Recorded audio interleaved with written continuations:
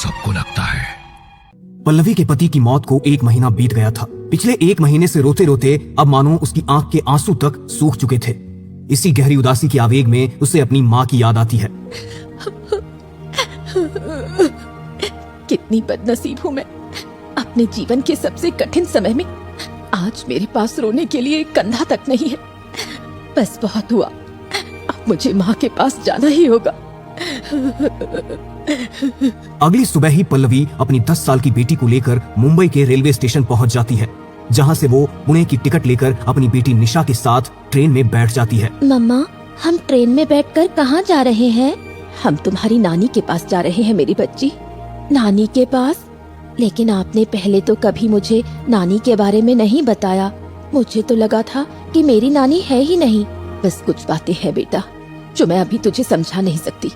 खैर, आज तुम अपनी नानी से मिलोगी ना, तो देखना वो तुम्हें देखकर कितनी खुश होंगी। निशा ने अपनी माँ की गोद में सर रखा और ट्रेन की सीट पर लेट गई। अपनी बेटी के सर को सहलाते हुए पल्लवी को पुराने दिन याद आ गए और उसकी आंखों से आंसू छलकने लगे। एक बार मना कर दिया ना मैंने तुझे कि नहीं हो सकती तेरी शादी उस लड़के से। गैर धर्म के लड़के से शादी करवा के समाज की नजर में गिरना नहीं है हमें। प्लीज माँ, तुम्हें समाज की ज्यादा फिक्र है या अपनी बेटी की? माँ प्लीज मान जाओ। पल्लवी ने अपनी माँ को समझाने की बहुत कोशिश की, लेकिन माँ ने शादी से साफ इनकार कर दिया था। इसीलिए उसी रात पल्लवी घर छोड़कर भाग जाती है। उस दिन से आज तक न कभी पल्लवी ने अपनी माँ से बात की और न वो कभी उनसे मिलने के लिए गई। बेटी के गैर बिरादरी के लड़के के साथ भाग जाने पर उसकी माँ ने भी उसे मरा हुआ समझ लिया। समय बीता और अचानक शादी के 12 साल बाद उसके पति की मौत हो गई। पति के जाने के बाद अब पल्लवी बिल्कुल अकेली पड़ गई थी। इस कठिन समय में पल्लवी को अपनी माँ के अलावा दूसरा कोई सहारा नजर नहीं आ रहा था। इसीलिए वो अपनी माँ से मिलने जा रही थी। पुणे रेलवे स्टेशन पर उतरकर उसने वहां से अपने घर के लिए टैक्सी की। इतने सालों बाद अपनी माँ से मिलने के लिए उसका मन बहुत भारी हो रहा था। घर के 200 मीटर दूर से ही हर तरफ घनी झाड़ियां और जंगली घास फैली नजर आ रही थी। घर के आंगन की हालत देखकर ऐसा लग रहा था जैसे न जाने कब से आंगन में झाड़ू तक नहीं लगी है। पल्लवी का मन आशंकाओं से घिर गया था। कांपते हाथों से उसने घर का दरवाजा खटखटाया, लेकिन दरवाजे पर ताला लगा हुआ था।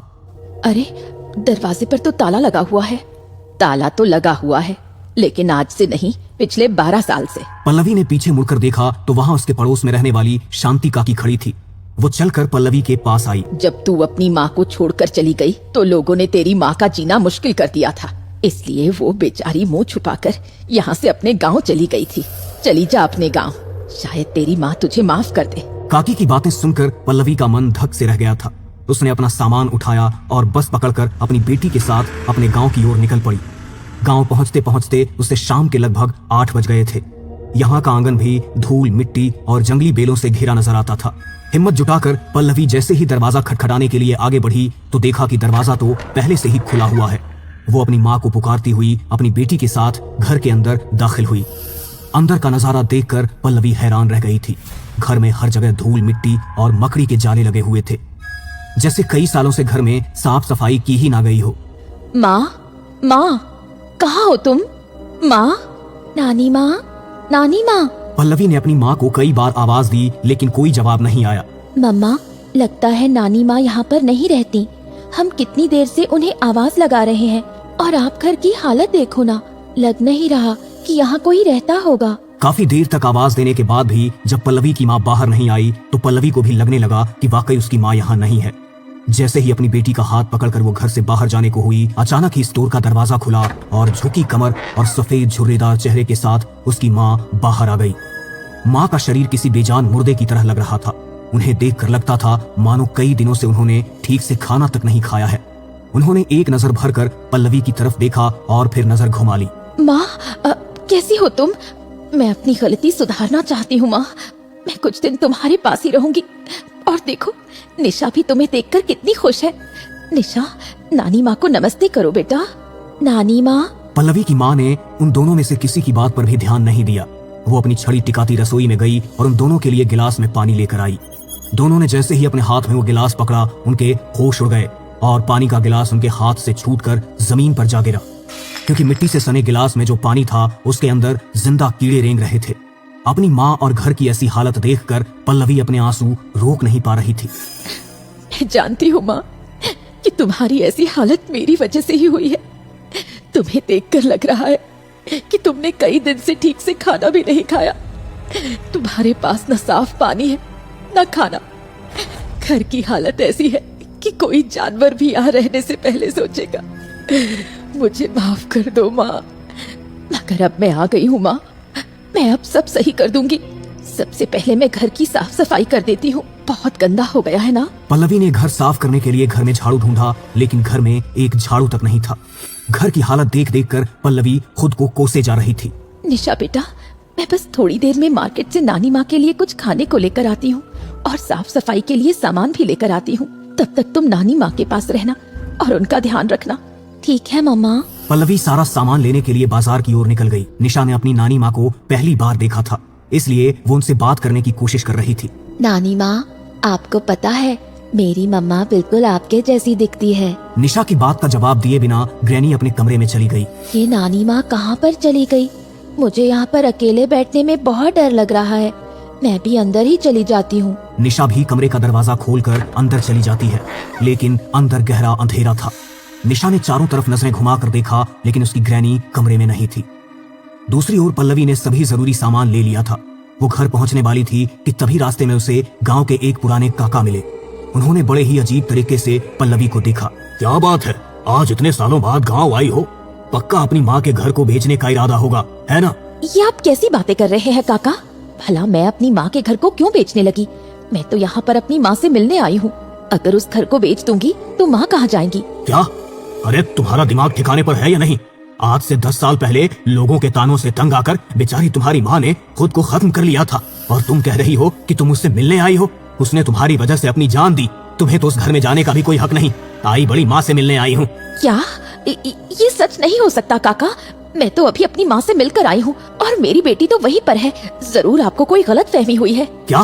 गलत फहमी मुझे नहीं बल्कि तुम्हें हुई है। तुम्हारी माँ 10 साल पहले मर चुकी है, और अगर तुम्हारी बेटी उसके साथ है तो पक्का उसकी जान को खतरा है। इससे पहले कि वो तुम्हारी बेटी को कुछ नुकसान पहुँचाए, जल्दी घर चलो।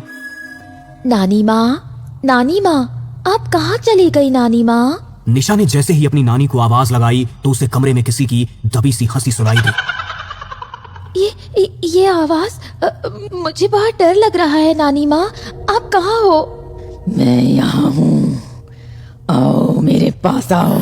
वो आवाज सुनकर निशा ने जैसे ही पीछे मुड़कर देखा तो कमरे के पंखे से उसकी ग्रैनी उल्टी लटकी हुई थी। उसकी आंखें बाहर को निकलकर आ चुकी थी और वो निशा को देखकर बड़े ही भयानक तरीके से मुस्कुरा रही थी, और मुस्कुराते हुए उसके मुंह से एक काले रंग का पदार्थ टपककर फर्श पर गिर रहा था।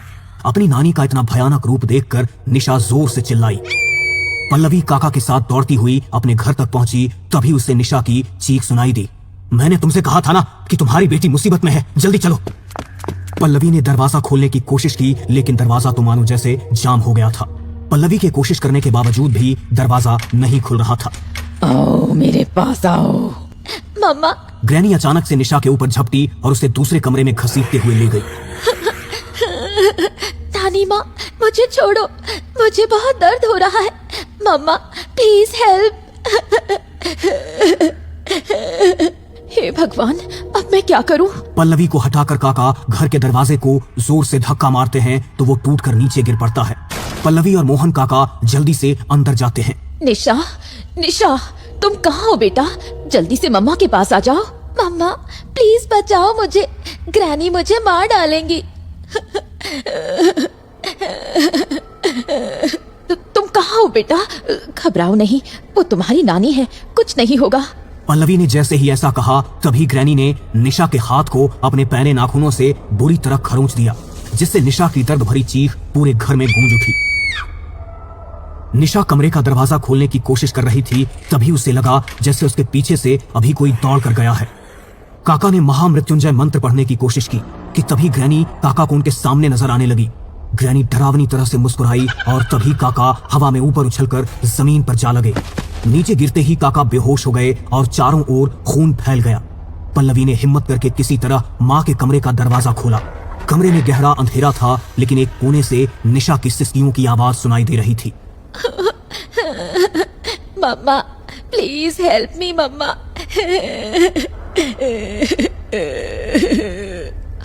तुम कहाँ हो मेरी बच्ची? मैं जानती हूँ माँ कि मैंने आपके साथ बहुत गलत किया, लेकिन प्लीज मेरी बेटी को जाने दो, उसने तुम्हारा क्या बिगाड़ा है? तू भी तड़पेगी जैसे मैं पल पल तड़पी थी। तभी कमरे में लगी लालटेन अचानक से जल जाती है और पल्लवी को नजर आती है उसकी बेटी किसी छिपकली की तरह छत से चिपकी हुई। अगले ही पल ग्रैनी की आत्मा जाकर निशा के शरीर में समा जाती है और उसी के साथ निशा गुर्राते हुए छत पर रेंगने लगती है। मैं जानती हूँ आपका आखिरी समय बहुत दर्द में बीता है और मेरी वजह से ही आपने अपनी जान ले ली, लेकिन मेरी बेटी बेगुनाह है। आप मुझे मार डालो माँ, इस बच्ची को छोड़ दो। पल्लवी की बातों का ग्रैनी के ऊपर कोई असर नहीं हो रहा था। पल्लवी को देखकर उसने रहस्यमयी सी मुस्कान दिखाई और छत से सीधा जमीन पर कूद गई, जिसके कारण निशा के शरीर से जगह जगह से खून बह रहा था, लेकिन वो अभी भी शैतानी हंसी हंस रही थी। मैं क्या करूं? कैसे अपनी बच्ची की जान बचाऊं? कौन है जो माँ को रोक सकता है? अचानक पल्लवी की नजरों के सामने उसके बचपन की एक झलक दिखाई थी। पापा, मम्मी फिर से मुझ पर गुस्सा कर रही है, आप प्लीज इन्हें कुछ बोलो ना। अरे मधु, क्यों छोटी सी बच्ची पर गुस्सा करती हो? तुम्हें पता है ना, पल्लवी प्रिंसेस है मेरी, उसके जो मन में आएगा वो करेगी। तुम भी पीछे पड़ जाती हो। हाँ हाँ, खूब बिगाड़ो इसे। आप बोल रहे हैं ना, इसलिए माफ कर रही हूँ। अगर अगली बार बदमाशी की ना तो मुझसे बुरा कोई नहीं होगा। पल्लवी को जैसे ही अपने बचपन की वो बात याद आई, उसने कमरे की दीवार की तरफ देखा जहाँ उसके पिताजी की तस्वीर टंगी हुई थी।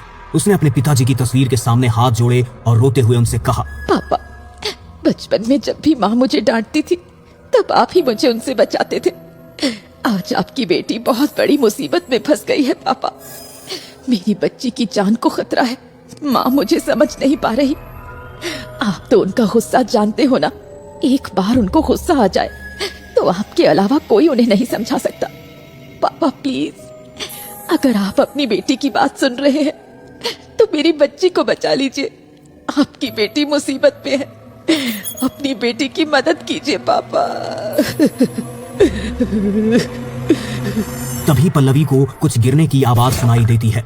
पल्लवी चौंक कर आवाज की ओर देखती है। सामने उसे घर का मंदिर दिखाई देता है, जिस पर पर्दा लगा हुआ था और मंदिर से एक मूर्ति नीचे गिरी थी, जिसके कारण उसका ध्यान इस तरफ हुआ था। क्या ये पापा का इशारा था कि मुझे इस मंदिर से मदद मिलेगी? पल्लवी मंदिर का पर्दा हटाती है और मंदिर में रखा हुआ दीपक जला देती है। उसी के साथ वो पापा का सिखाया हुआ महामृत्युंजय मंत्र और हनुमान चालीसा का पाठ करने लगती है। तभी उसे सामने मंदिर में रखी हुई गंगा जल की बोतल दिखाई देती है। पल्लवी गंगा जल की बोतल उठाकर मंत्र पढ़ते हुए सीधा अपनी बेटी निशा के सामने जाकर खड़ी हो जाती है। निशा उसे देखकर बुरी तरह से चिल्लाने लगती है। पल्लवी अपना साहस बटोरती है और निशा के ऊपर गंगा जल छिड़ककर हनुमान चालीसा पढ़ते हुए उसके सर पर हाथ रख देती है। कुछ देर तक चिल्लाने के बाद निशा बिल्कुल शांत हो जाती है। घर में अभी तक उठ रही अजीब किस्म की दुर्गंध भी अचानक से शांत हो गई थी। पल्लवी निशा का हाथ पकड़ती है और दौड़ते हुए वहां से बाहर निकल जाती है। कहते हैं अतृप्त आत्माएं बहुत शक्तिशाली होती है, उनके क्रोध से बच पाना आसान नहीं होता।